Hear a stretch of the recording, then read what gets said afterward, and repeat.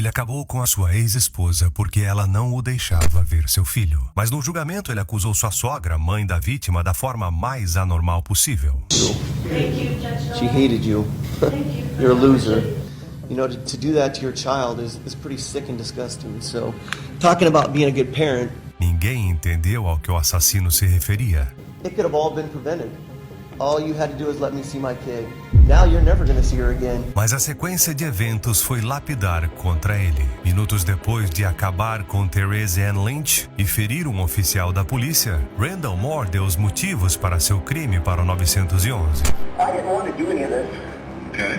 But I'm telling you, all I wanted was my son. I just wanted to see my 7-month-old baby. That's all I cared about. O crime horrível consistia em um sequestro, abuso e assassinato.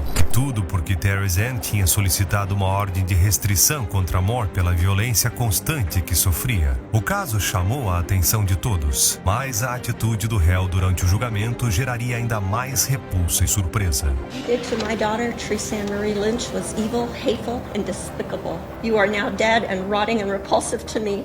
Read the journal she wrote. She hated you. She hated you. You're a loser. Sua estratégia sórdida era afundar a mãe da vítima. Foi aí que ele decidiu contar o que supostamente Therese Ann tinha escrito sobre ela em seus diários pessoais.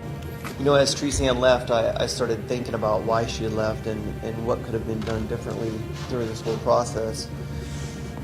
And then I started going through some totes of hers. I found a tote that had miscellaneous journals and I went through every item. I read every single page of every journal that she had ever written since she was a little girl. And the most shocking thing that I came across, and I even shared this with my mom and my sister Misty here, they both read the letter, is a letter that Teresa Ann wrote to her mom when she was a little girl. And it was addressed to her mom, it was sealed, but it was never stamped and never mailed off. And it talks about the sexual abuse that she endured at the hands of her father, Tim Lynch, and how she hated him for it. And these are quotes from the letter. It says, "I was young, only a little girl, so innocent and pure. He is evil and disgusting," and then talks about it. And then she talks about what he actually did to her, and this is over quite a period of time. That has got to be the most disgusting thing I've ever seen in my life. Now, I'm not saying what I did was any better, but, you know, and then... De uma maneira muito fria, ele tentava tirar de si qualquer tipo de culpa. There are journals about how her mom just walked out on her dad with no forewarning, no nothing, and how it ruined her life, and she hated her mom for that. And that's the reason she would never walk out on a relationship. Well, the day that Teresa Ann died, me and her had a conversation, and Teresa Ann, the first thing I told Teresa Ann, I gave her the letter that I wrote for her that talks about the postpartum depression and the things that was going on in her head that I didn't understand as a man because I didn't know what postpartum was. I thought the reason my wife was bitchy and... Sua declaração era realmente repulsiva, mas o que encheu a paciência do juiz e de todos os presentes no julgamento foi o que ele disse ao se referir à sua falecida ex-mulher e vítima. And I'll tell you point blank, I have not 1 ounce of remorse for Teresa Ann's death. It could have all been prevented. All you had to do is let me see my kid. Now you're never going to see her again. Essa foi a última gota da água e o que fez o juiz dar um discurso muito difícil de se esquecer. And sometimes you just have to throw caution to the wind. And if I do cross that line today, I'm willing to cross it and pay the consequences. Let me start off by saying if anything should burn in hell, it's not Teresa Ann's yearbooks and her personal memorabilia. When you get to prison, there are 2 men you ought to look up because you have a lot in common. One of them, I sentenced on May 3rd, 2010. He murdered his wife. She was divorcing him. He was lying in wait till she got out of work, then followed her on the freeway, pulled up beside her, put his weapon out the window, shot her, killed her. Of course, the car rolled over and over for a while before it came to a stop. I sentenced him for murder on May 3rd, 2010.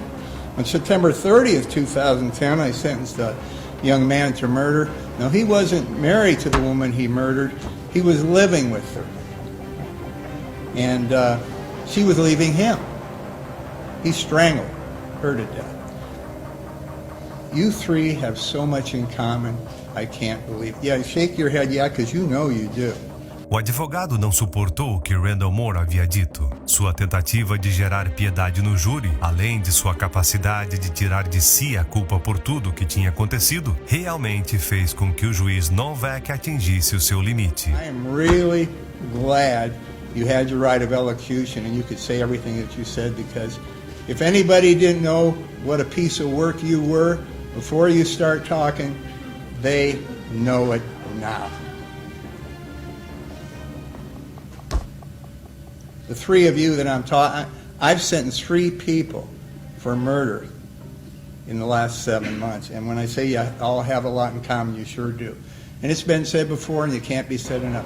You're cowards. You truly are cowards. You prey on women. They give you their love. They give you their trust. And you betray that. You betray it by physically and or mentally. Randall Moore acabaria sendo condenado a 3 prisões perpétuas sem possibilidade de liberdade condicional. The court doesn't allow me to punish you any more than I'm doing now. If I could, I would.